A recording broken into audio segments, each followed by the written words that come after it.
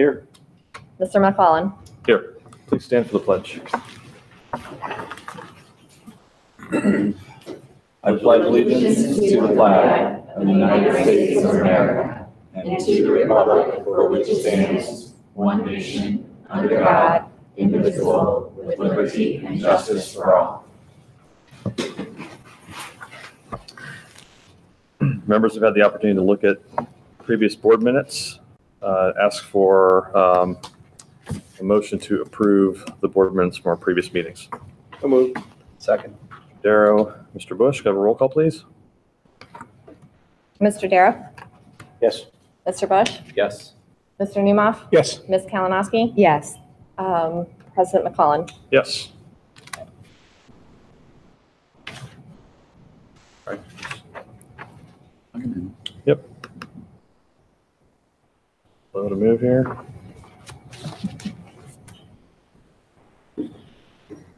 Okay, then to tonight's agenda. Any additions or corrections to this evening's agenda? There are none. With none, could I have a motion to approve tonight's agenda? So moved. Second. Mr. Newmoff, Ms. Kalinowski. Roll call, please. Mr. Newmoff. Yes. Ms. Kalinowski. Yes. Mr. Bush. Yes. Vice President Darrow. Yes. President McClellan. Yes. That brings us to communications to the board and superintendent's items. Mr. Sawyers. Thank you, President McClellan. We're going to begin this evening with a report card presentation and CIP update.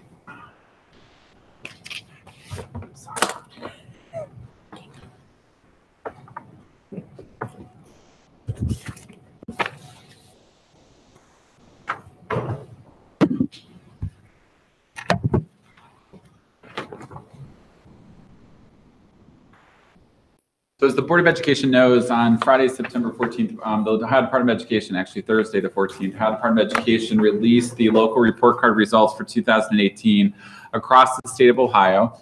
And we had specific benchmark goals that were related to continuous improvement within our school district. So this evening, I'd like to walk you through just a very high-level overview of the local report card integrated with the continuous improvement plan benchmark goals that were specific to the report card and or otherwise. And lead into a conversation after each benchmark goal related to the proposed goal for 2018-19, based upon our previous conversations at Board of Education work sessions and previous Board of Education meetings that actually appear for recommended action this evening on the agenda. So I'd like to begin with the commitment to excellence within our school district. So if you recall, as a school district, we committed to our statement of purpose of creating a culture of accountability that achieves the best academic and developmental outcomes for each student, that grounds the work for the focus for everything that happens for student achievement, student growth, and student well-being across the entire school campus. And additionally, the board aspired by 2021 to be ranked in the top 5%, number 30 or higher of all 608 public school districts across the state, specific for student achievement as measured by the performance index on the local report card, which at the time would have required incremental growth of at least 1% annually or approximately 6 school districts. I'm pleased to officially report that the rankings have come out from the department, and we are number 19 of 608 statewide. So we went from number 38 to number 19 this current school year for 105.6 for performance index score that was achieved within our school district. This is significant because we originally envisioned in the work that the administration, the board, the faculty and staff, and the teachers across the school district to aspire to be in the top 5% within 5 years when we had originally established the goal. So we've actually achieved that within 2 years of the work that's actually been that we've been doing within the school district within the last 2 years, specifically focusing on academic achievement and performance growth across the school district for increased outcomes for students. So this is monumental. We're very, very proud of the work that faculty, staff, and students have done in partnership with the administration, the board, and our parents.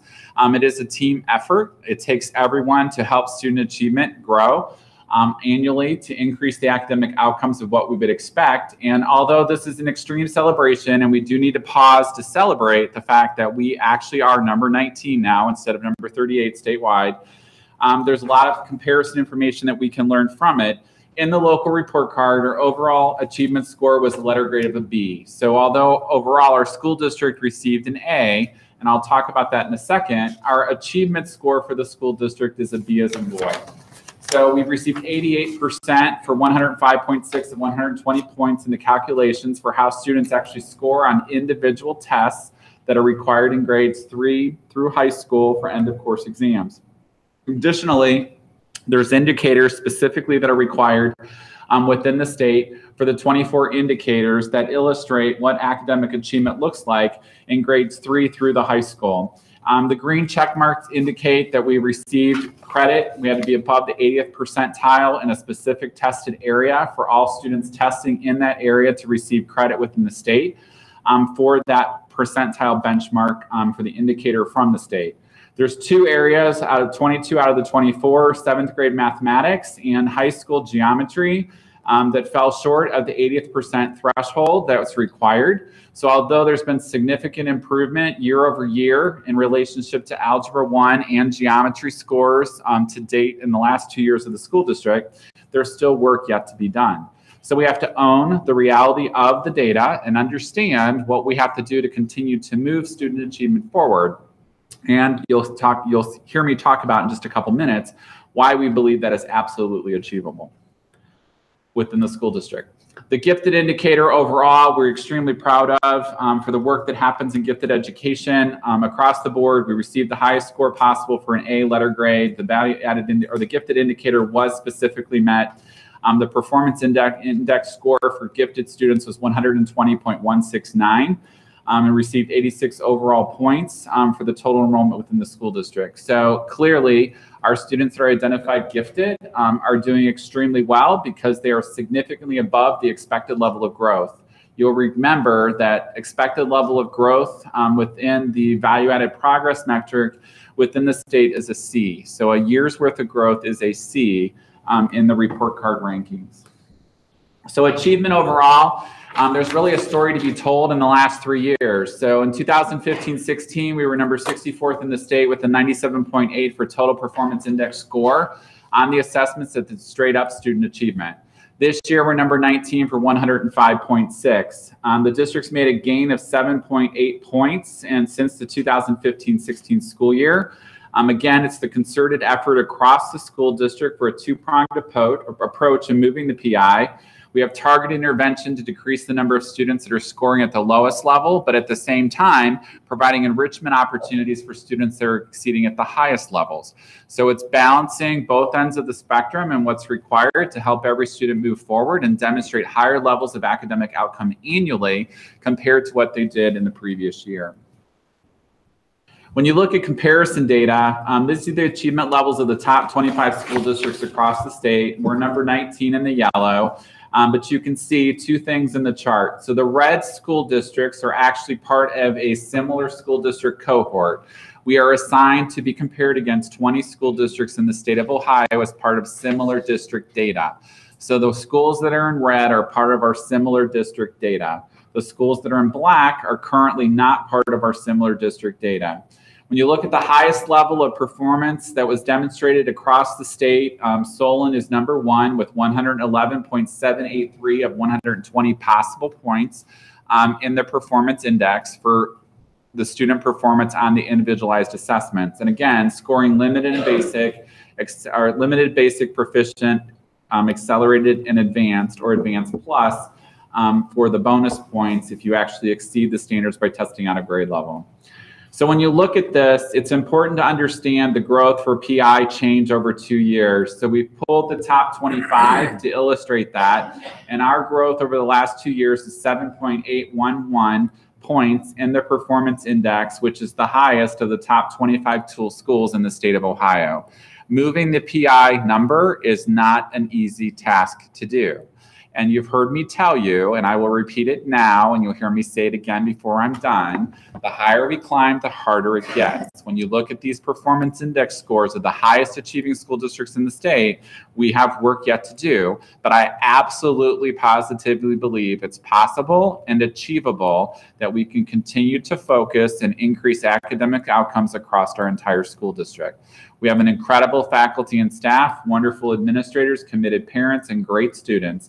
And there's absolutely no reason why we can't continue to aspire to be better tomorrow than we are today. I absolutely believe it's possible. And we've demonstrated it in 2 years. Doing the right work produces results, and that focus pays off. And I believe that we are capable of continuing to climb, and it will get harder, which is why when I make a recommendation for benchmark number 1, you'll hopefully understand and support the direction we're going because of the comparison school districts. The other piece that I often get questions about is in relationship to per pupil expenditure.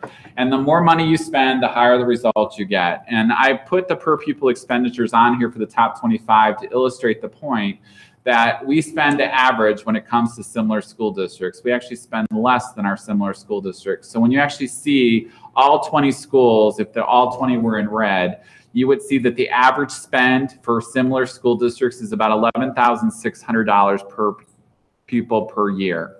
We spend $10,284 this past year. So for New Albany's purposes, I will tell you we're getting significant results for the money that we're spending. So we are not overspending. We're within budget. Clearly, you know, we have district goals related to finances. But when you come back to per pupil expenditures, and there are school districts in the state, and they're currently not part of the top 25, that spend nearly $20,000 per year to educate a student, and they're not in the top 25. So where's that money going? I don't know. I know we're giving an excellent value for the education that we produce in New Albany for $10,284. In fact, the per pupil expenditure has been on the decline for the last 2 years. We're doing those numbers now. The CUP report will come out in January. I think it'll show that we're slightly elevated from last year to this year, but I think it's because of preschool being incorporated into the general revenue fund. So Ms. Jenkins and I will disaggregate that data when it becomes further available by January when the department releases the CUP report information. But overall, the significance of this slide is the 7.811 points gain and permanent for the performance index for academic achievement increases across the school district, which are significant. When you look at the ranking 2 years ago to be at 64, and today we're at number 19. John had asked a couple questions, so I put this in the presentation just to show ultimately the scatter plot to understand what's the relationship of the average spend per student to performance and how does that compare to similar districts and schools. So this is just similar school districts, and you can see the outlier for a school in Northeastern Ohio that's exceeding the $20,000 marker. We're the red dot. So we kind of fall right within the majority to low end of the pack for our similar school districts. So there's 20 school districts that make up our similar school districts when you look at the average spend. So we are technically towards the lower end of the average spend when it comes to our similar school districts. Again, the overall average of all 20 that would be in the similar school districts is about $11,600. So currently we're at 10.2. Franklin County achievement, this is another question that we've been asked. So despite the misreport on NBC4, because I will give credit to Bexley. Bexley also received an overall letter grade of an A, as did New Albany. They are the 2 school districts in Franklin County. So we're one of 28 school districts in the entire state of Ohio that received the overall A award out of the 608. We are in the top 3.125% of all public schools in the state. This shows you the rankings for all other Franklin County schools. Grandview Heights is the only school district in Franklin County that outperformed us on performance index with a 106.264, but they did receive a B overall on the report card because of the progress grade specifically. So although their academic achievement was higher, their growth actually was lower. So it did have an impact in the overall letter grade issued to their school district. And again, we included the per pupil expenditure for Franklin County so you can understand where we fall in comparison to other schools, specifically in Franklin County. So for 2018-19, based upon all the data in the previous conversations, as well as input from the Alternative Compensation Committee, that includes teachers pursuant to the collective bargaining agreement with the Plain Local Education Association. It's my recommendation that for 2018-19, we establish benchmark number 1 for the performance stipend for academic achievement to be increased the district performance index rank as compared to all Ohio school districts on the local report card from number 19 to number 17. And again, I understand that it's basically an increase of 2 school districts, but you have to understand, and I think Mr. Bush was the last one to point this out at the last board meeting, where we talked about the higher you climb, the harder it gets. We're now up against the best of the best, and we want to be in that category because that's the school district that we are and will be as we continue to improve. But we are recommending to make the goal achievable across the school district and maintain the current level of momentum and progress forward that's occurring, that we go from 19 to 17. That will require us to reconsider our commitment to excellence. Because we've achieved being in the top 5% within 2 years, we need to propose, and this has been our conversation over the course of the last 3 board meetings, the new commitment to excellence for 2018-19, which we are proposing to include the New Albany Plain Local School District is committed to creating a culture of accountability that achieves the best academic and developmental outcomes for each student. So the statement of purpose remains the same. The district aspires by September of 2023 to be ranked in the top 10 or higher of all public school districts for student achievement in the state, as reported by the Ohio Department of Education Performance Index ranking. So, we want to go from number 19 to number 10 or higher over the course of the next 5 years. Simplistically, to do the math, it's plus or minus 10. So over 5 years, it's moving 2 positions for ranking minimally is where we begin. If we can achieve a higher level, that is absolutely wonderful. But minimally, we should have an expectation for continuous growth to move from number 19 to number 17. The last piece is aspirationally to also understand, as our long-term commitment, we aspire to become and remain the best rated school district in the state of Ohio. We can and will achieve at higher levels, and I'm confident that someday we can be the best. I'm going to pause here for a second. Actually, I'll go ahead and tell you why I think it's achievable, then we'll pause. Because I think it'll be easier to have a conversation if you want to talk about benchmark number 1 before I go on to benchmark 2. So although this is challenging, we believe it's absolutely achievable. And the reasons are these. So for preschool to 6th grade, the work that's undergoing this year in the school district, we continue to focus on writing. So there's new writing programs specifically coming for primary and intermediate students. So there's specific protocols put in place for writing to increase the academic results that we're seeing across our school district. You'll see similar work that'll happen at the secondary level.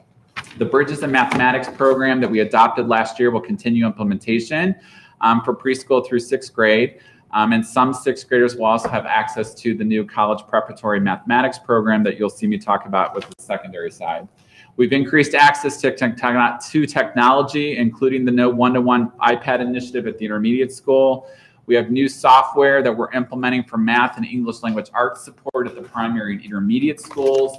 And we have a guaranteed and viable curriculum that's being taught within every classroom. So again, going back to examples I've used previously, there can be 15 2nd grade classrooms. The curriculum is a requirement. How the teacher brings the curriculum to life is the art of the pedagogy of the teacher.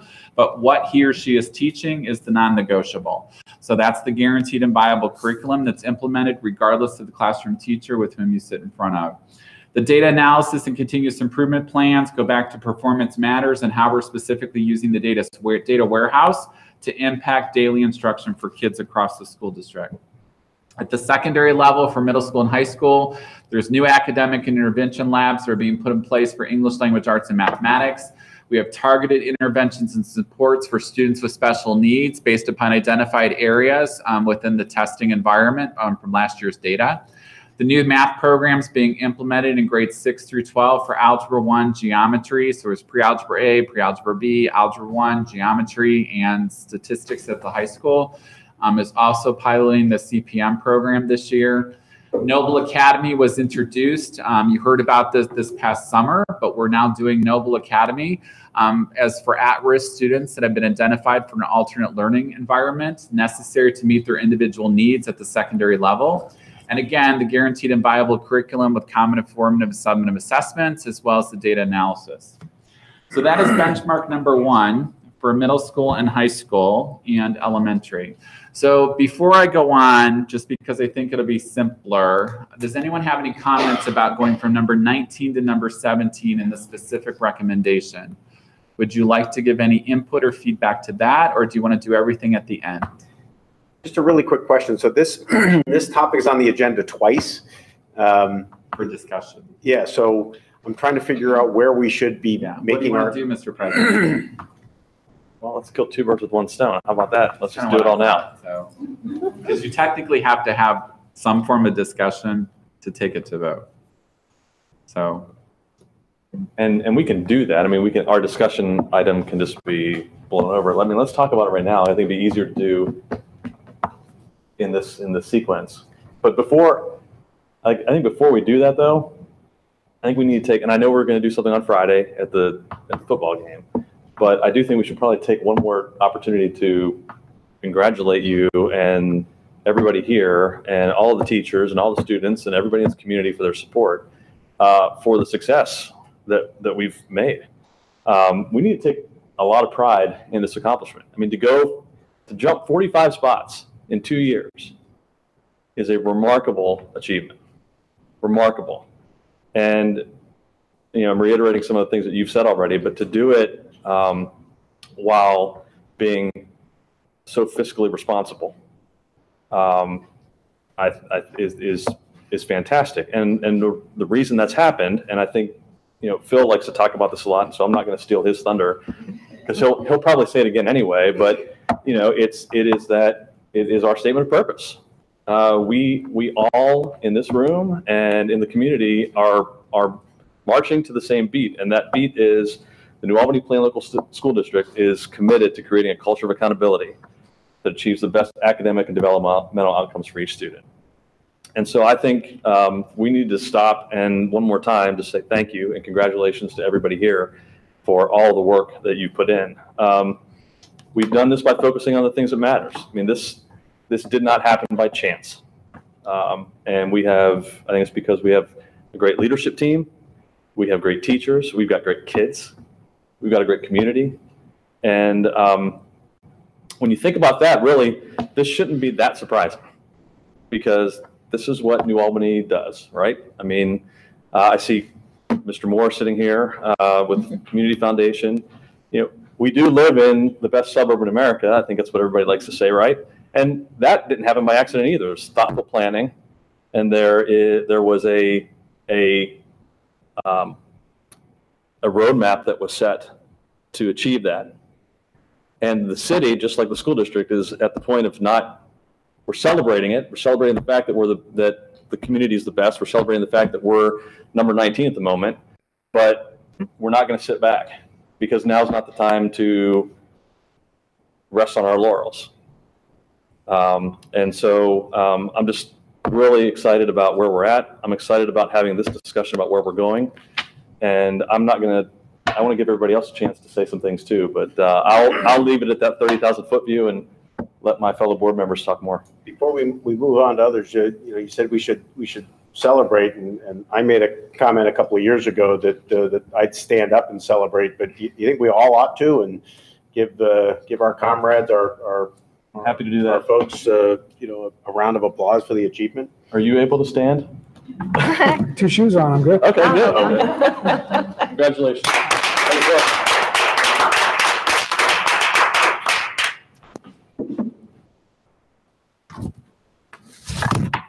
Anybody else have anything that they want to say just generally?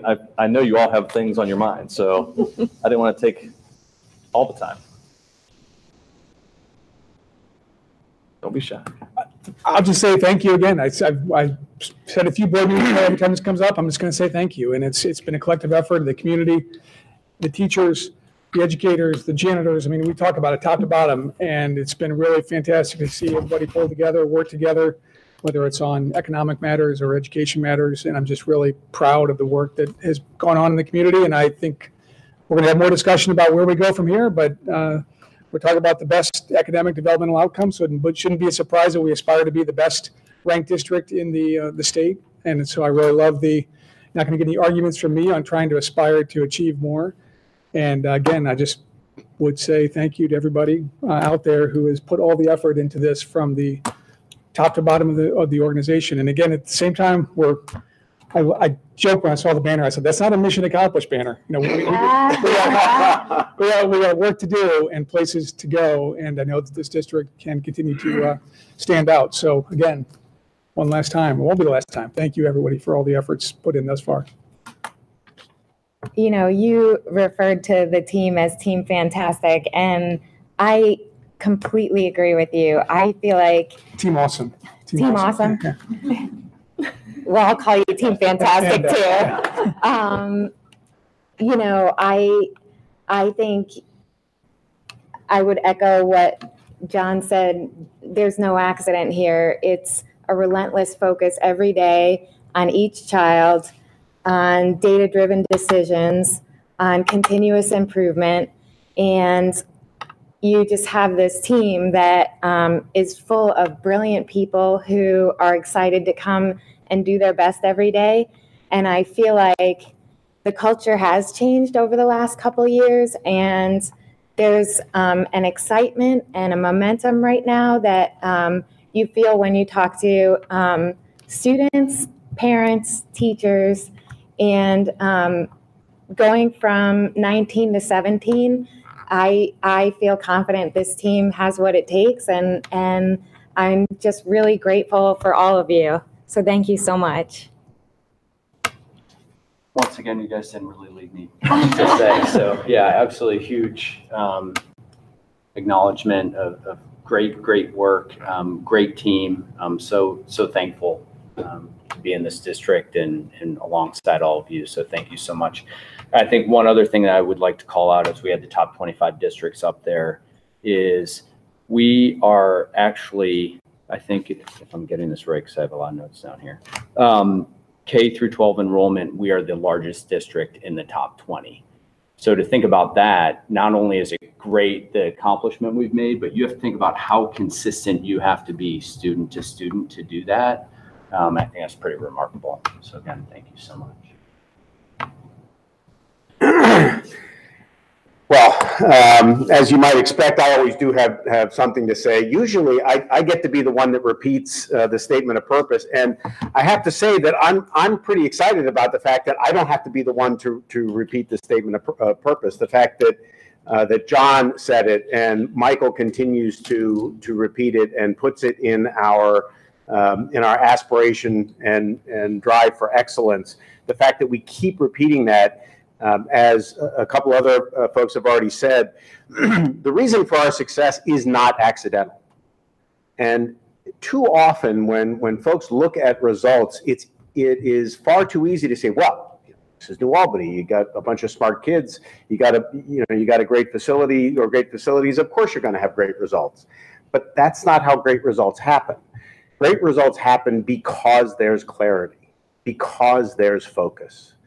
When I first started working in this district about 8 years ago on the finance committee, I won't say that focus was one of the words that I would use to describe it. And it's always had great potential. But the ability for an organization of this size with hundreds of employees and thousands of students and even more thousands of parents and other community members, the ability to stay focused and on point and on message for 2 continuous years, and now committing to do it for a 3rd year, is how great results happen. And we shouldn't lose sight of that, because I was asked recently by some community leaders what I thought the biggest risks were. See, and these are the right kind of questions. When you look at high performance organizations, right? They do SWOT analysis. They look at what their opportunities and what their risks are. And so when I was asked what the greatest risk was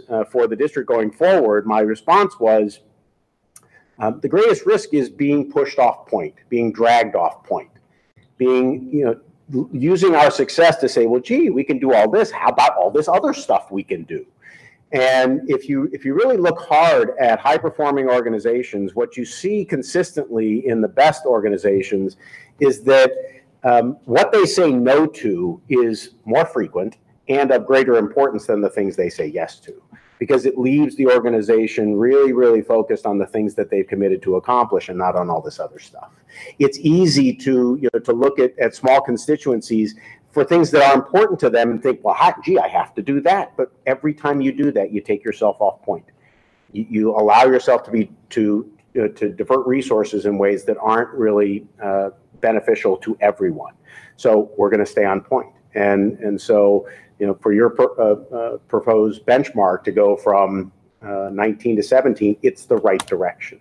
Another comment on that is that in the alternative comp committee meeting, what I took away from that, what I liked about that more than anything else, was there was no one in the room, none of the teacher representatives, none of the administrators, no one else in the room, or no one in the room said anything other than, how do we move forward? There was no question that we would continue to advance. Despite going from 68 to 19 in 2 years, nobody said, hey, we achieved our goal, let's stay here. There were questions about what we need to focus on, but no one wanted to take a step back. No one wanted to rest. And, that's what high performance organizations do. It's also really important, I think, to mention, because it's going to be public and we ought to be the ones to make it public. Everyone in the district earned their achievement and performance bonuses and stipends. Every single associate, every teacher, every staff member, every administrator, even us on the board, every single employee of this district, every single employee in this district earned their performance, achievements, stipends, and bonuses. And we should celebrate that. We should celebrate that. This is the only district in the state of Ohio where that's true. I said, even the board, we get paid $700 a year, and we put 100% of that at risk on the basis of achieving our academic and financial benchmarks. And no other district in the state of Ohio has that. So this is how this stuff happens. And this is why we're going to continue to charge forward. And this is why it's so much fun to be sitting here and be a part of this. So it is fun. It's hard work, but it's fun. Well, and not to be a dark rain cloud like we are seeing outside, but I mean, it is, I think, something to point out, because in order for, we have to keep our eye on the ball and keep moving forward, but don't forget that there are 600 other districts that are behind us that would like to be where we are, and including those districts that are all the way down close to the next 5 or 6 that are really within about a half a point of where we are. So the difference between 19 and 25 is not that much. That's nothing to be afraid of, but just know that everybody else is working too. And I've already asked you this, and I think Becky mentioned too, other schools are already calling us asking, how did you do this? And they're not asking us so that they can celebrate with us. They're asking because they want to beat us. And so going from 19, team awesome. well, they don't. but going from 19 to 17 also means it doesn't just mean looking at what the numbers are today and getting to a number. It's making sure that we're advancing to the point where we can be ahead of anybody else who may be trying to leapfrog us. So 19 to 17 still will take quite a bit of effort. 2 points, even though we've gone 45 in the last couple of years. 2 points is big. And so, challenge initiated. Come on, You need to challenge accepted. There you go. I would throw one more word of caution out there to the community, right? I mean, this is an academic achievement. This is a standardized test against every other district in the state of Ohio. So I think for every kid out there who took these tests that delivered these results with the great instruction from this team, they needed, the teaching community would think about what that message is, but how can we get this team, this community of kids who are out on soccer fields and ballet and football and basketball and everything else, but there's an element in this community that this academic achievement and performance will come from every kid applying themselves every day in a different way when they get home from all those other great extracurriculars we offer. And we have the theater team here in the back of the room as well, but they've got to step up on the academics as well. So I think there's a lot of smart kids in the state of Ohio, and we saw 18 of them are in front of us right now. So how do we step forward? Well, Paul, you just reminded me, I'm sorry to go on, but you just remind me of something I think is every bit as critical. One of the things that is the most exciting to watch around here. You know, we talked about creating a culture of accountability, and far too often in education, accountability is used as a club. It's used to beat people up, right? You know, you didn't get this done, and now you're not going to do this, and so it's far too often used as a club. And in my experience in organizational development and leadership, accountability is not a club. Accountability is just a common set of goals that we all work toward, and we even define it in our statement of purpose. You know, we don't come right out and say, and I have it written down here because I don't want to get it wrong, that we will confront the truth. Goals and objectives will be clearly defined at all levels of our district. All individuals and groups, including staff, students, parents, and the board, will hold themselves and each other accountable to achievement of those goals and objectives. We'll celebrate success at the individual and group level, and we will acknowledge, challenge, and commit to concrete actions to confront and correct failures. I've been in lots of organizations, and I've watched organizations that aren't high performing, and they don't do this. And I've sat in meetings here where that's exactly what happens. And Paul, when we talk about each kid and what's going to happen, in this district, there's data on each kid. We know how each kid is doing, and the teachers care, and the administrators care. And if one of our students is having a hard time, it's known, and there's an action plan put in place. If a teacher is struggling with a particular thing, it's known, and there's help, and there's action involved. It isn't about beating people up. It's about moving everybody forward, and it's just a lot of fun to watch. And that's why I have complete confidence that we'll continue to charge forward and we'll be number one. Thank you. On behalf of the students, the staff, the faculty, and everyone in the school district, including the administrative team, we really do appreciate your commentary.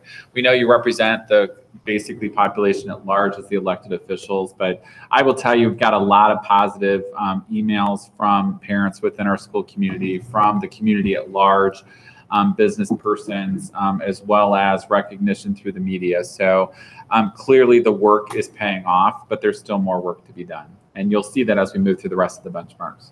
So benchmark number 2 is to facilitate a year's worth of growth. This is specifically in reference to the progress measure, what used to be value added component within the report card itself.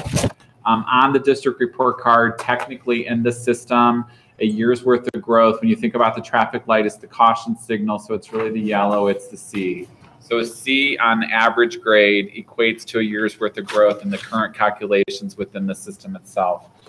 Fortunately for us as a school district, overall, our progress grade is an A. It shows that it's exceptionally or significantly above the expected level of growth that students would be happy to be making on an annual basis. So it's within each subcategory, so specifically gifted students, students in the lowest 20% across the state aggregate, and then students with disabilities. So clearly students are growing every single day. The one area that, going back to Phil's point about accountability and confronting the truth, is the 6th grade red. You can't ignore the red that jumps out at you. Red in the system means it's significantly below the expected level of growth.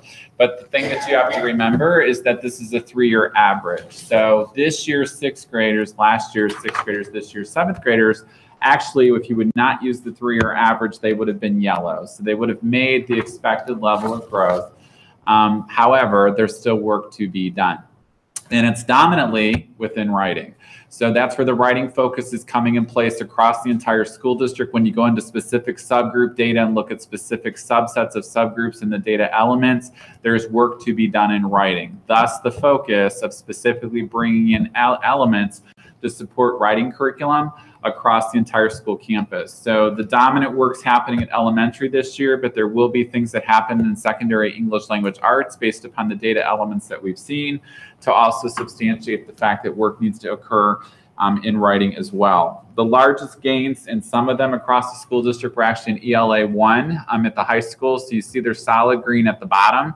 The darkest green is the best color you can get. It just shows that it's above levels of significant expected levels of growth for kids, which is why we got straight A's on the progress metric. And this is significant because it goes back to your points that every student, there has to be a plan for every single student to understand where am I at today and how do I move you forward tomorrow to increase your levels of academic outcome and growth. So clearly progress is happening. This is one of the most important elements on the report card. It's one of the most widely misunderstood. because it gets into disaggregated data looking at specific measurable objectives. Lots of work to be done there. But again, we're recommending, because the value-added component is currently volatile in conversations within the state for the progress metric, that it stays the same. So I'm not proposing any changes to benchmark number 2. We would expect a year's worth of growth or higher for every single student within the school district as measured by the department. So I will pause and give you a chance to respond, if any, to the progress metric. Can you go back to the previous slide? What's the, I mean, you mentioned the English language arts. It's the same thing for science. It's a 3-year average. And remember, 2 years ago, we had this whole middle school, let's test kids in a different content area based upon acceleration. So that'll fall off the report card next year. So if you take off the 3rd year, that'll fall off. We would be back to yellow and green. It would not be the dark green. It would be a yellow. But that will change next year based upon 7th and 8th graders taking appropriate test areas for science or biology.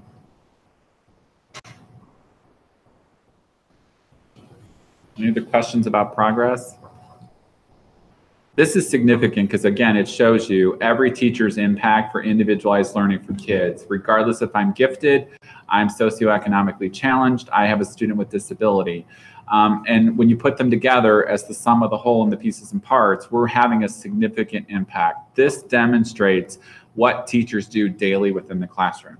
They have a direct impact to teaching and learning. This is their objective. Can I help John learn more today for tomorrow than he did today, and demonstrate that based upon the assessments? So progress is significant, and we should be extremely proud of the work that the faculty has done. Benchmark number 3 is the state gap closing measure for identified subgroups. So you'll remember there's different subgroups specifically within the state of Ohio based upon ethnicity, race, socioeconomics, and or students with disabilities. So there's specific subgroups. We had to get a B or better on the local report card. We did achieve that. This is a new graphic that the department's actually putting together. And the red on red, I apologize, but it's the graphic from the department. I cannot modify it. The red dot shows you what the requirement was for the benchmark. So where the red dot appears, that was the expected level of growth in that specific subgroup based upon last year's data to this year's data. So we have to demonstrate closing the achievement gap. That's what this is about. There's a specific target that's identified for every single subgroup. And you will see that red dot's not in the same place for each subset of students specifically. So like the purple band are all students within the school district. The red band represents Black, non-Hispanic. The orange band is multiracial, and on through all the different subcategories that are required on the report card. And then the red dot represents the target that's identified for each specific subgroup of students based upon where you were last year and where you need to be this year to continue to close the achievement gap. So in this illustration, the blue bar at the top represents Asian or Pacific Islander students, and it's over 600 students across our entire school district that technically fall into a demographic called Asian or Pacific Islander, comparative to the teal bar at the bottom is students with disabilities. So you can see 110.5 is currently the highest level of student achievement by students who are currently in a demographic called Asian, to 77.4 for students with disabilities. And the targets are not the same because you have different levels of academic achievement being demonstrated within each specific subgroup. So there's a new target established annually by the department to help close the achievement gap between the specific subgroups. So the left toolbar is English language arts, the right toolbar is mathematics. So there's 2 different content areas that are actually illustrated. And again, I apologize for the red on red and red on pink. Those 2 are very hard to see, that red dot, but it's not our graphic and I cannot change it. But suffice it to say, if the dot were outside of our score, we would not be doing what we were supposed to be doing. Yeah. Our bar has to exceed that red dot. And the greater the excess, the better. To your point. So clearly this demonstrates the impact that teaching and learning has across our entire school campus for every single student. This is where it gets into every kid matters because they're going to show up on the gap reports. So for benchmark 3 for this year, we're recommending it stay the same. Closing the component grade of B or better on the local report card. Any questions or comments related to gap closure?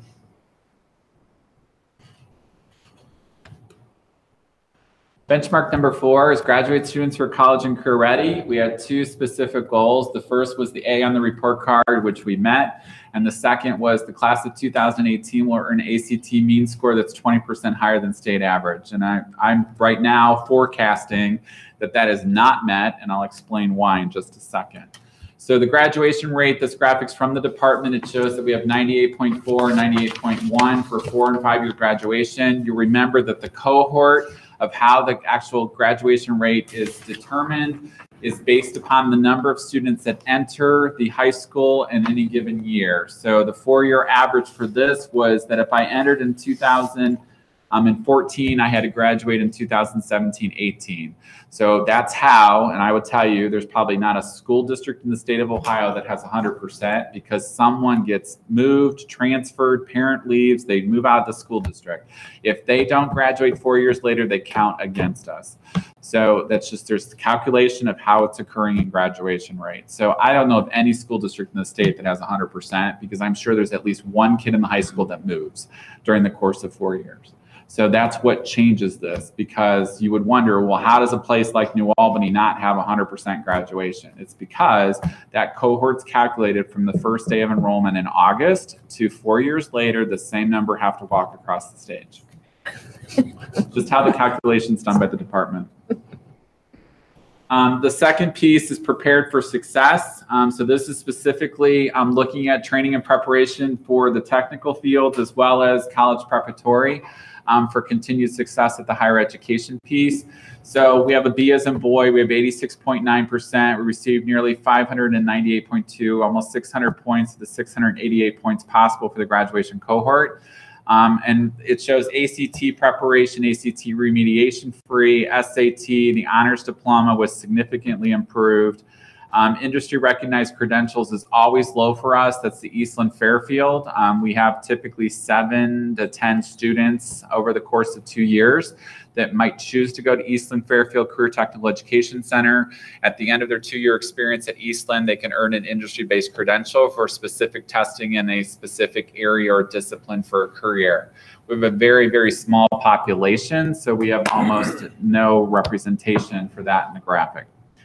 And again, IB we do not have within our school district specifically, so those are zeros. But it does show the number of students that score for advanced placement participation, nearly 79 or 78%, as well as kids that score 3 or better at 62% if they actually attempt the test. You will recall it's not 78% because a student can participate in advanced placement coursework in our school district and not be required to sit for the exam. The exam is their choice. It is not a requirement in the current rules of our school district.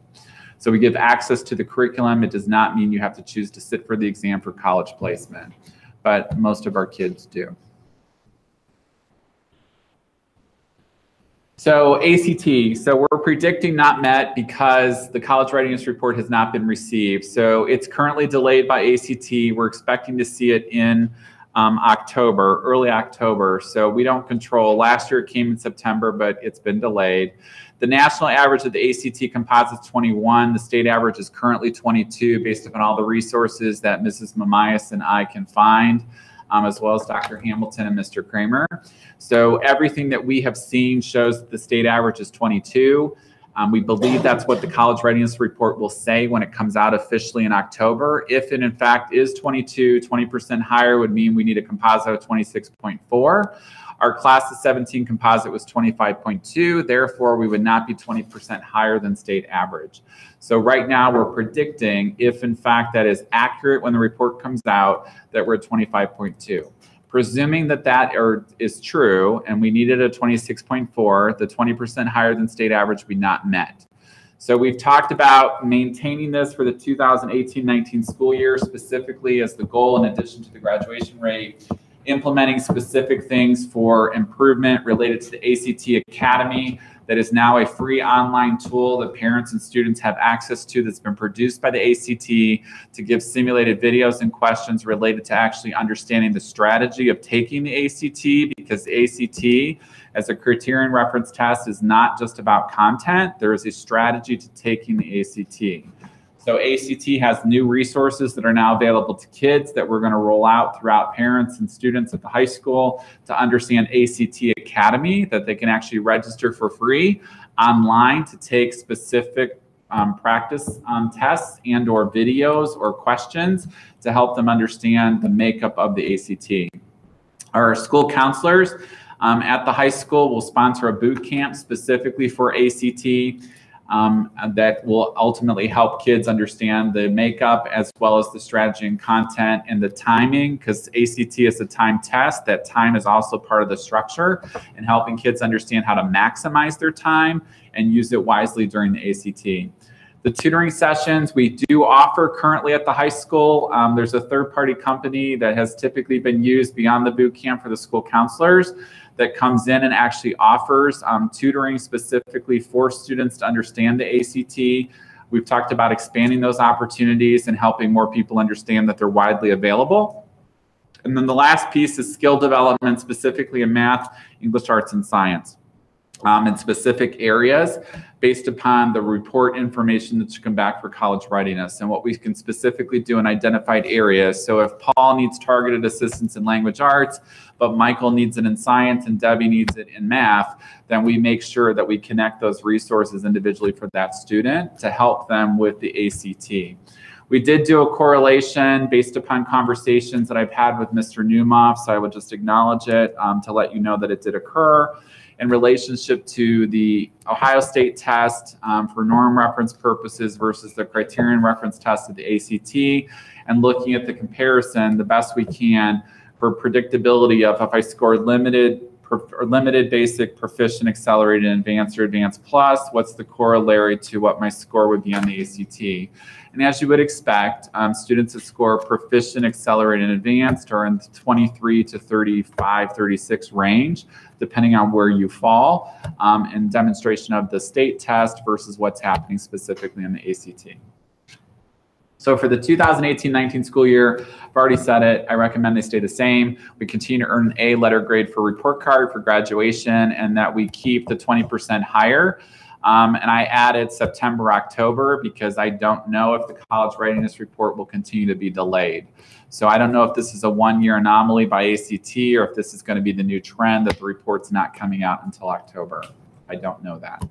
Jess has done everything she can, Mrs. Mamias, to get ACT to tell us, and we have not been successful in securing that answer, despite her 10 attempts. So. Any questions or comments about benchmark number 4, Debbie? So just a couple, and I know we've probably discussed this, but tell me again, why ACT versus SAT are we measuring? So ACT and SAT are both available to students. Typically, the majority of our students will stay in state. The ACT has been the preferred in-state choice by the majority of colleges and universities. If you're going out of state, they will typically want to see the SAT, in some cases in addition to the ACT or in lieu of. But the majority of state schools in Ohio require the ACT. And is there some correlation between, what you score on the ACT and what you score on the SAT? Are you usually kind of on a parallel track? So there's a whole research element that comes back from that. I mean, we can gather that information to provide it to you if that's something you're interested in seeing. I'm just thinking if we focus on improving ACT scores, it will probably improve SAT scores as well. Part of it's strategy. And honestly, when we talk to the kids, part of it's time. Because taking a test during a 48 to 54 minute period of time, unless you get extended time, is different than sitting for the ACT or SAT and using your time differently. Particularly with the reading portions, the length of the essays that are provided, and the number of questions. So there's specific strategies that you can be taught, and that's typically what we've seen. Like the kids that have actually participated in the tutoring sessions related to ACT more than one time could increase their ACT score by up to 2 points. 2 points is significant. It is. And Jess could come and talk to you and give you all the information you ever wanted to know. But increasing your ACT by 2 points is statistically significant. And part of it's not content. So part of it is learning the strategy of how to take the test and maximize the use of your time to take the test efficiently and effectively.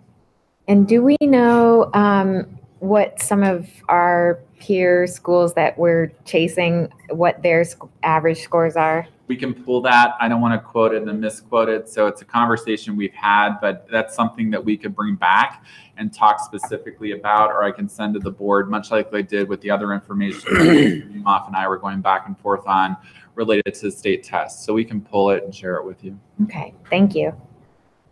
Any other questions or comments related to benchmark 4? Well, generally, and this is, I guess, a little bit more broad because this probably includes discussion about college counseling. So I don't want to go down that road tonight. But I guess the broader question is, yes, we want to see ACT scores go up. I think it's the right thing. But are our students performing well enough that they're able to, for the most part, get into the colleges and universities that they're attempting? I mean, within expectation. I'm going to tell you it depends. And the reason, I'll just use the recent article that was in the Dispatch because Mr. Omer and I were having this conversation. The average ACT score for the incoming freshman class at Ohio State this year was 29. So if you scored a 25.2 and you're in our composite, you didn't get your first choice if it was Ohio State, because 29 was their gatekeeper this year. Last year was 28. You didn't make the computer screening for first round cutoff unless you had a 28 or higher on the ACT. So they went through everyone else and then came back to decide if your application was going to get looked at. So that is a reality. Now they got the letter, congratulations, you're welcome to go to Columbus State, OSU, Newark, or one of the other campuses. And in 2 years, you're guaranteed admission to transfer. So the student still has access to Ohio State, but their first gatekeeper this year was 29. So we'd have to go back and look at first choice schools to see how many students got their first choice versus they did not. And I don't know those numbers standing here. We'd have to pull it. Michael, I appreciate you. I don't have any questions on the actual proposed benchmark, but I did appreciate the commentary on some of the things the district is doing to help improve scores. I apologize if you don't mind going back to that last slide on the ACT Academy. Is that new for this year, or has that been around? And the only one that's been around formally has been boot camp with the school counselors. ACT Academy is a new feature that's being provided by ACT. So we're going to market it like no other because it actually, we've been playing with it. The resources that are actually in it are extremely good. Oh, it's live now? It's live. Okay. Yeah, you just go to act.org and there's a graphic called ACT Academy. So we've discovered that and we've been playing with it. But we're going to do a progressive effort to get kids to know that it's available and families to know. And honestly, it's as early as 7th grade because it's not just about a high school. It's starting to understand I thought it was going to be K-12. what you want to do. We can't go to kindergarten, but it can become a middle school conversation. And we've talked about that potentially of having a middle school like education night that's incorporated for parents to understand preparing for the ACT in your future. Because it also then relates to, because there's a whole nother conversation, PSAT and leading towards national merit and commended scholars within the school district based upon participation in the PSAT and what the PSAT data actually illustrates. Mr. Darrow and I had that conversation once upon a time that could get resurrected. So we've discussed that, but we haven't discussed that collectively. We've had that conversation, but I think it leads to a much bigger discussion. But I think part of the strategy, and just correct me if I'm wrong, but that's what we talk about, there is a specific strategy to understanding how to take the criterion reference test and helping kids understand what that is. ACT does not hide it. It's just helping kids understand it. And then how do you create that correlation within the student day? So you experience some of those environments so that you don't have test phobia when you walk in and take the ACT. And now with super scoring, and most schools, with the exception if you're going out of state, if you stay in the state of Ohio, they will accept your highest score for super scoring. which is a significant benefit to students, and understanding what else you can do in a specific core content area to raise your score. Because it's not everything, it might be one content area. Michael, real quick. I don't know that you said it. I think I'm assuming that everybody has to take the ACT. Every junior in our school district is now required. The state statute changed, and we are now required to administer the test. So we have a choice between ACT and SAT. We elected, since the majority of our students stay in state, to do the ACT. But it is a requirement for every junior to be seated. And I'm also encouraged, like Paul is, by the things we're doing to help our students do better on this test. I do, though, just want to put into context a little bit of how rich this goal is. So the state of Ohio actually performed in the 63rd percentile, not 50, considerably above the US average. Our goal would put us at 83%. We actually finished at 78. So you brought up Ohio State, right? Their target was 90 percentile. Our goal is 83rd. Ohio State's taking the best of the best. So we're saying we want our best of the best to basically be hovering 83, 85 percentile. I'm sorry, not our best of the best, everybody. Everyone. Our average. We want our So average. that's a rich goal. I mean, that is not easy to do. So I think 78%, I think we're moving in the right direction, or 78th percentile. So hopefully with some of these other things that we're putting in place, we'll continue to make good traction there. You're correct. Michael, one more quick question. Is PSAT the only route to National Merit Scholar? PSAT. You start with the PSAT test, yes, and you become ultimately identified. Jess, do you want to come and talk about PSAT, SAT, and ACT and the pathways? I told her she didn't have to talk tonight, but she's on the spot now.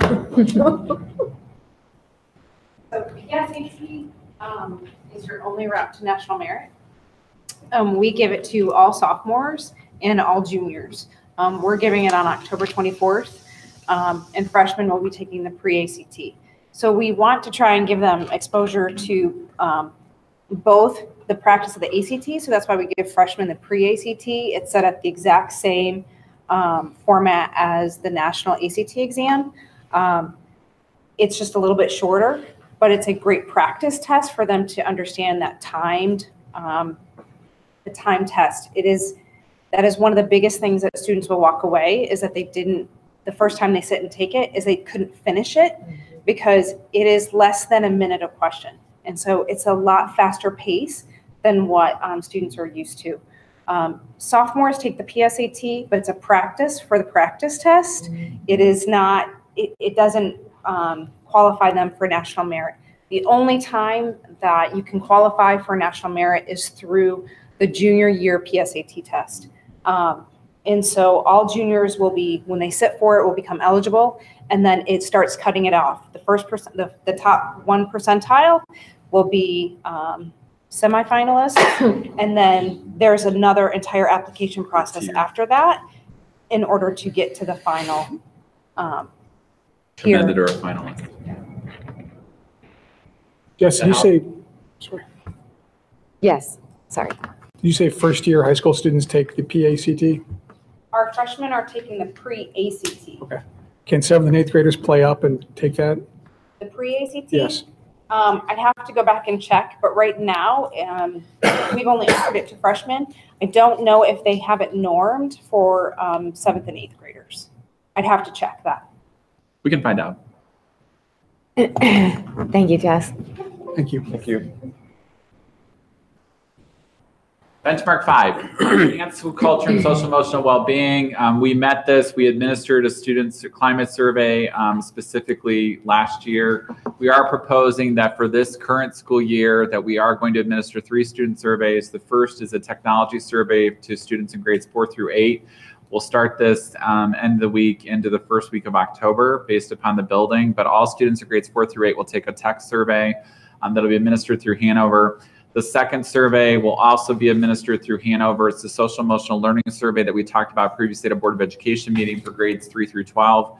And then the last survey is the substance use survey that will be the 3rd year of implementation for us to show year-over-year results again through Hanover, likely for grades 7 through 12. So those are the 3 student surveys we're proposing for 2018, 2019. But we did meet the requirement to administer and receive feedback from the kids during the 2017-18 school year.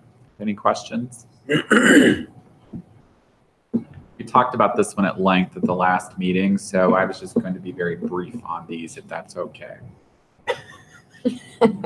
Benchmark 6, money, money, money. So we did achieve benchmark goal number 6 to reduce fiscal year 18 expenditures by at least $609,235.91. Ms. Jenkins reported at the last Board of Education meeting year-end finances. We did transfer in excess of $2.5 million based upon cost savings across the school district, in addition to increased revenue to the school district as anticipated. So we had an incredible financial year based upon the hard work across the entire organization. Again, back to the continuous improvement spirit, based upon the work that Becky and I have been looking at, we are still recommending $627,000 as a potential reduction of at least 1% for the current fiscal year 19 budget. You will recall the benefit of a 1% reduction in year 1 compounds to equate to $3 million over the course of 5 years, as Mr. Darrow pointed out at last month's meeting. So we are recommending that we maintain a financial goal. It gets harder, but Ms. Jenkins and I are committed, as well as members of the leadership team and really the entire school district, in trying to continue to identify ways to reduce expenditures. Dominantly, because over 80% of our expenditures are related to human resources, we go through a justification process now for a vacancy to determine if the position can be restructured, modified, or otherwise filled in order to determine what potential cost savings, if any, can have to the school district without sacrificing the need to provide the services to the kids. So that is still the focus. It will remain the focus, but we do go through a juried process now to actually talk about it before it's an autofill process. But we do want to maintain the financial goal of reducing at least 1%. Are there any questions? Comment or two. So this is the other significant component of the of our focus in terms of academic performance and fiscal accountability. All the other benchmarks are equally important. However, this was a challenge for New Albany. You don't have to go back too many years to see the financial mess that the district was in, and it's not anymore. In fact, when you look at our latest 5-year forecast, when we look at it going forward, we're now out to 2023 with a positive cash balance, and that will put us 10 years since the last operating levy. That's unheard of. I feel compelled to make a comment towards one of your opening remarks that there's a connection between money and outcomes. There's not a lot of data that show that there's a causation relationship between spending and educational outcomes, and I think in this district we are absolutely proving that that is correct. We're getting better outcomes without spending more money per student. Again, this district is operating the way high-performance districts, high-performance organizations operate. The process you just outlined for validating that any new position has to be validated, has to be tested, has to be determined that it's necessary. Is there a better way of doing it? That's how high-performing organizations operate. They don't just say, I have a hole to fill, I'm going to fill the hole. It's what's the need? How do we make sure we fill it in the most efficient way possible, the most effective way possible? How do we make sure that we spend our money where it benefits kids the most? And that's what we're doing here. So, this goal is appropriate. It allows us to keep reminding ourselves that, as our statement of purpose says, it's about delivering the best academic and developmental outcome for each student. It isn't about other things. It's about that. That's where we put our money. So I think it's really important to keep reminding ourselves and to keep doing this work. Any other questions or comments related to the finance goal? Again, we talked about this last month. And then lastly is benchmark number 7, to ensure community engagement and stakeholder satisfaction. This past year was a staff climate survey that we administered in the spring through Hanover. Was the only survey that we had targeted to administer based upon the conversations that took place. So that was met. And for 18-19, we're proposing actually modifying it slightly to eliminate just the climate. Administer community and or staff surveys to measure the level of satisfaction with educational quality, school culture, communications, climate, or fiscal management. So the conversations to date with the board is that we will maintain the staff climate survey that we administer in the spring through Hanover. That's in the queue as one of the projects that I've actually done with Hanover for contractual purposes. And then the second piece was what we reiterated last month at the meeting, and I suggested to you in Mr. McCullen's absence, that we would start the survey development for administration in February to do a community broad-based survey related to those elements: customer satisfaction, culture, quality, communications, fiscal management, whatever we want to do.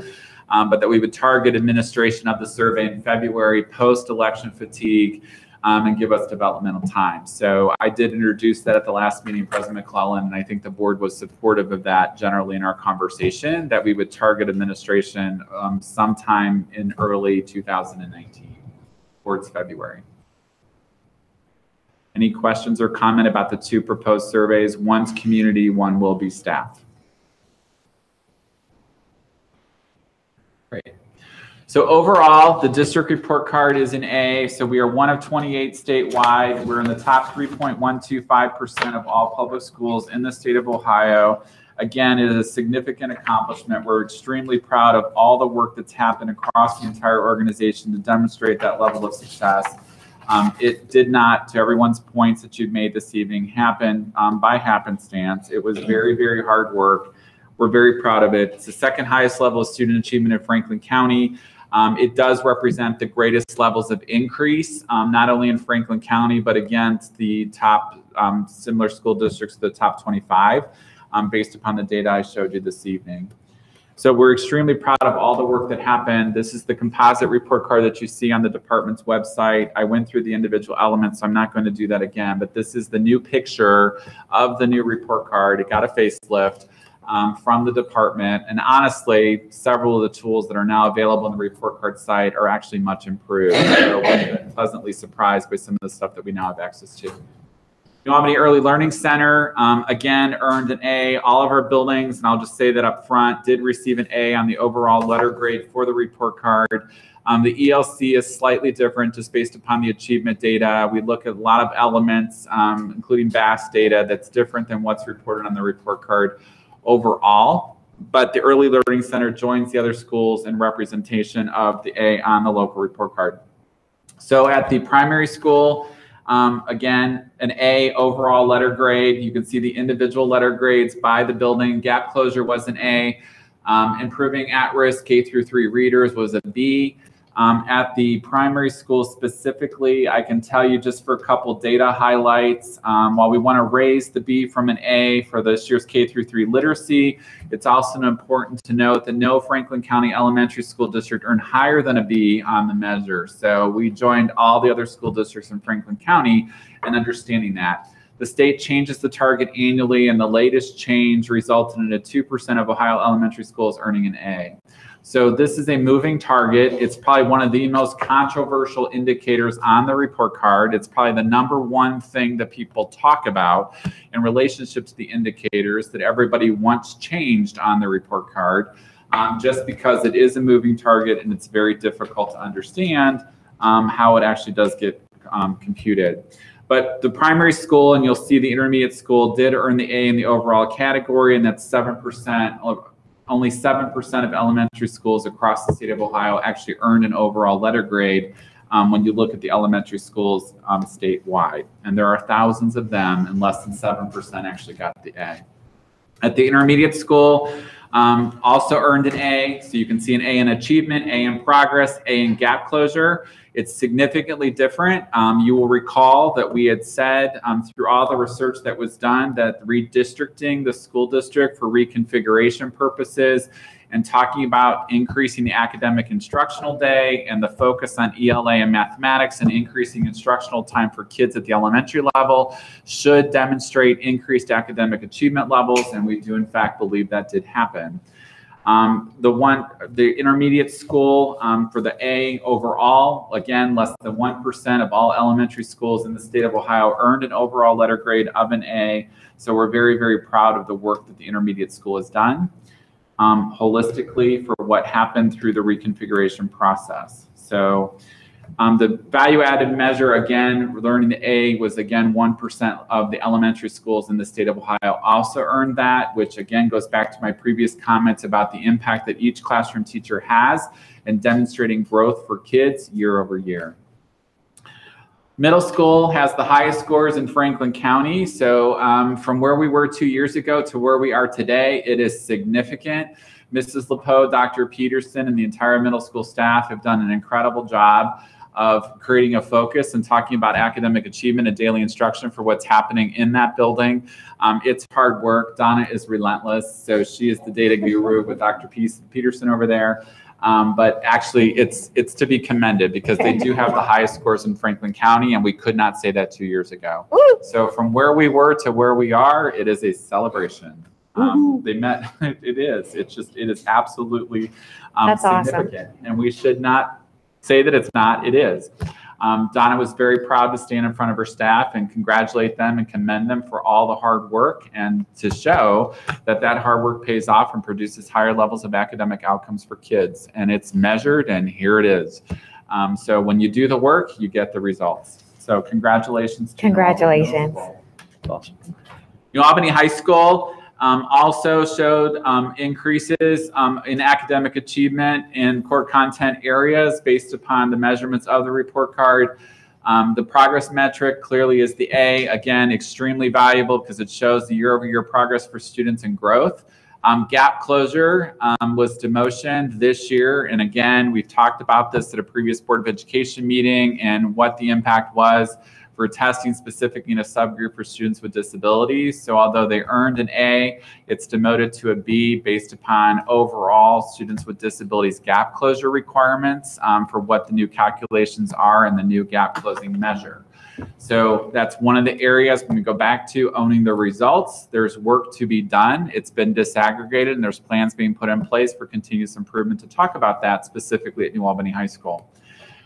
So right now, they did extremely well, but there's still room for improvement. We're proud of the improvements overall. Again, not every high school in the state of Ohio earned an overall letter grade of an A, so it does demonstrate dominantly through progress because that's what drove, even with the demotion and gap closure, the overall letter grade because of the significant growth that was demonstrated above what was expected in the specific subgroups. It goes back to that red dot on the bar charts. Because the high school kids far exceeded that red dot, it moved those progress metrics up, which actually earned the high school an overall letter grade of an A when combined with the other indicators.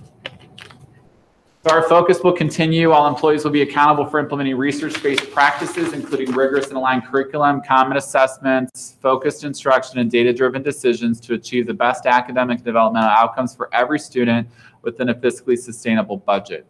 So that's kind of our summary. When it comes back to the focus remains the same. I did not recommend any changes to that because to all of the points that you've made previously, it is the work that should continue across our entire school district for the betterment of over 5,000 kids.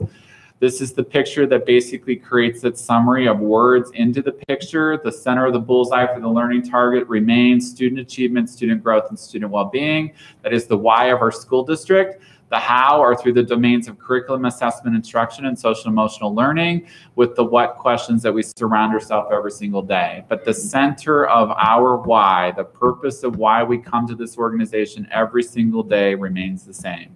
Student achievement, student growth, and student well-being. We will increase the academic development outcomes of every single student. And in summation, it's student achievement, student growth, and student well-being. So our response made a few modifications from last year, but the clarity of purpose has to continue. Deliberate and defined actions across the entire learning organization. It's our responsibility to implement a guaranteed and viable curriculum for every student in our school district through rigorous standards that are aligned basically teach the curriculum very deeply. We will continue to develop new and or use common assessments. So there's new courses that are being implemented, examples math at the secondary level. So we have to develop those assessments to benefit students. We will continue to evaluate students daily and enrich opportunities to extend their growth and learning opportunities. We have to monitor their progress regularly for corrective actions through interventions or supports.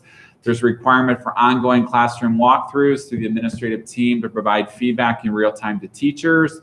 We must analyze data to continue to make data-driven decisions beyond academic, inclusive of operational elements of our school district at large.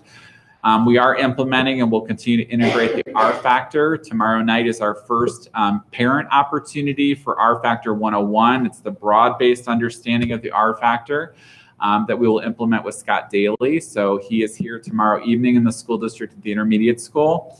And finally, it goes back to achieve, serve, grow, and lead, and continuously improve, which is what we created when we did the values, behaviors, and outcomes related to the R factors. So we do believe we can and we will achieve, serve, grow, and lead daily within the school district, regardless of the role and function that you play. Are there any other comments or questions that I can answer? Great stuff. Yeah. It's the right work for all the right reasons. We have 5,003 of them on campus today. Thank you, everyone. Thank you. Thank you.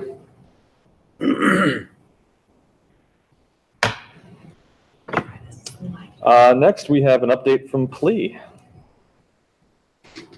Good evening. Good evening. I'm Missy Mack. I teach fourth grade in the intermediate building. Thank you for the opportunity to share with you some of the highlights. I put a paper in front of all of you. There's not very many on there. Beginning of the school year is extremely busy for us as teachers, and we are trying to keep going forward, just as everybody has said tonight. So I'll let you read those on your own.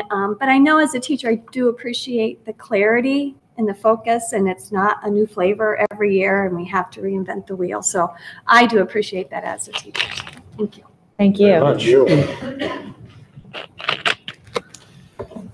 Next, discussion items. Any board liaison reports? We had our first PTO leaders meeting of the year, and we went over report card results, which everyone was super excited about, the continuous improvement plan.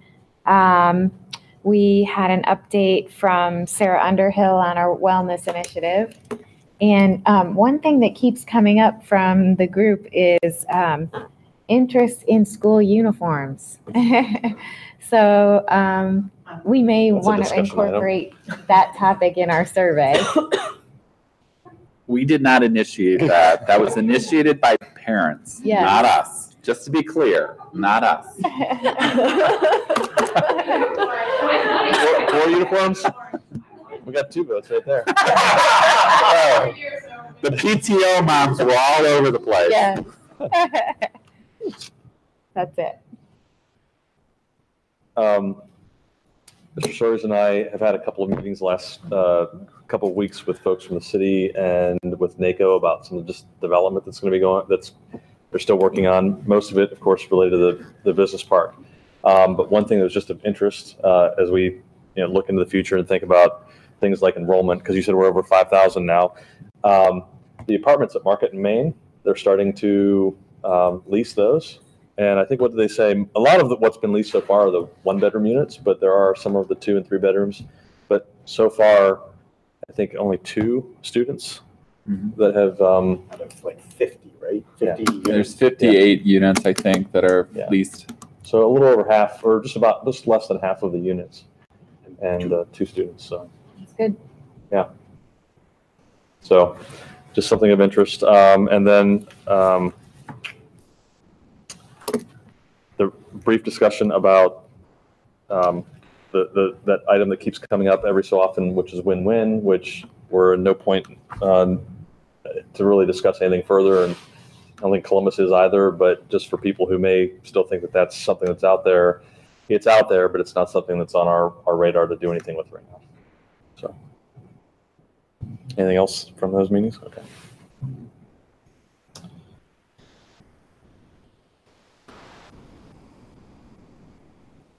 Public participation. I think we should go back over the Well, yeah, we have the local report card. and- That's on the agenda. A little more detail this time. Right. You did 2 for 1, remember? You can, do you have more to say? No, Okay. no. All right. We should. Let's move on. It is almost 8 o'clock. Public participation, and we have one so far tonight, Madeline Pace-Chismar.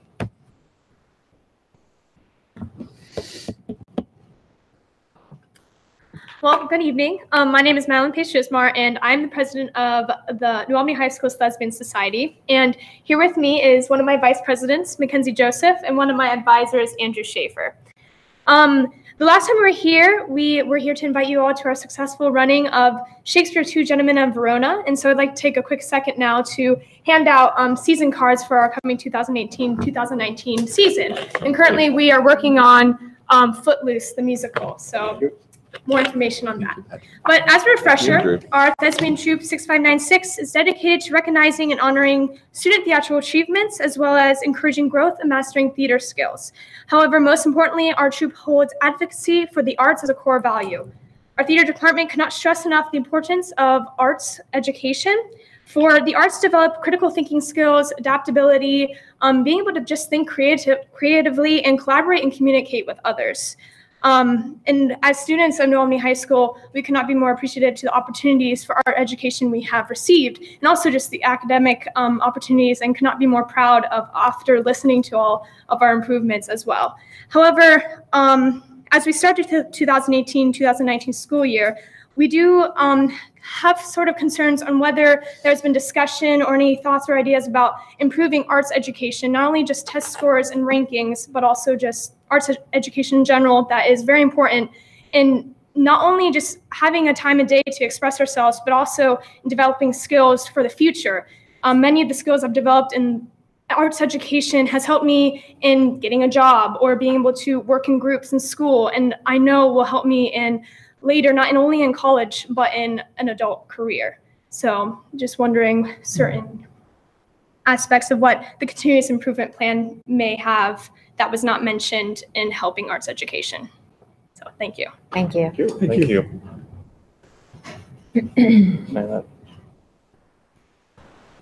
No. Okay. Just make a comment that we'll follow up with her. Okay. Thank you for coming up and speaking, and I got your name right this time. But we'll definitely talk more about this and get back to you, okay? All right. Next item are our treasurer's items, and tonight's is treasurer item A, but may I have a motion to approve, or not approve, but a motion on the treasurer's items? Second. Mr. Darrow, Mr. Bush. Who do we have tonight? Wow. Ms. Jenkins, yeah, I know. Go ahead, sorry. That's all right. August financials are on plan in all areas with the exception of all other financial sources. We received a refund from the Franklin County Auditor's Office for our tax collection fees. This is not common, and we had not predicted that this was going to happen. So that was the only thing that threw us, you want to say, off plan. Easy. Simple enough. Any questions? With none, could I have a roll call, please? Vice President Darrow? Yes. Mr. Bush? Yes. Mr. Newmoff? Yes. Ms. Kalinowski? Yes. President McClellan? Yes. Now may I have a motion for superintendent's items A through C? So moved. Kalinowski? Second. Darrow. Mr. Sawyers?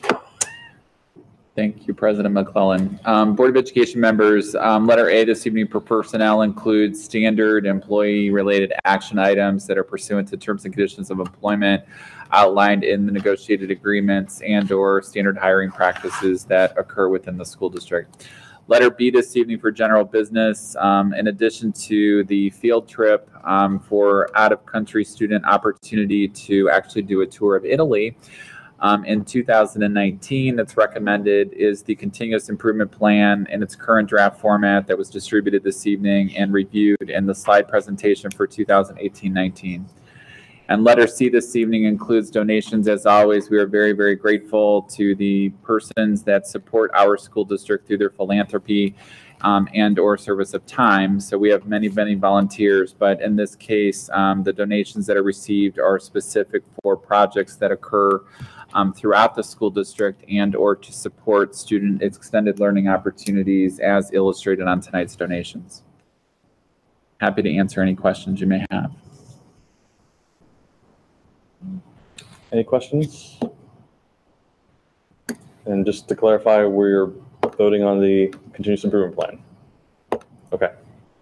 With no questions, can I have a roll call, please? Ms. Kalinowski, Yes. Vice President Darrow, Yes. Mr. Newmoff, Yes. Mr. Bush, Yes. President McClellan. Yes.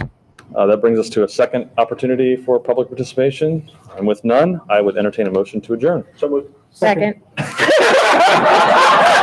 Fight at the end of the table. Mr. Darrow, and then before we give it to Mr. Newmoff.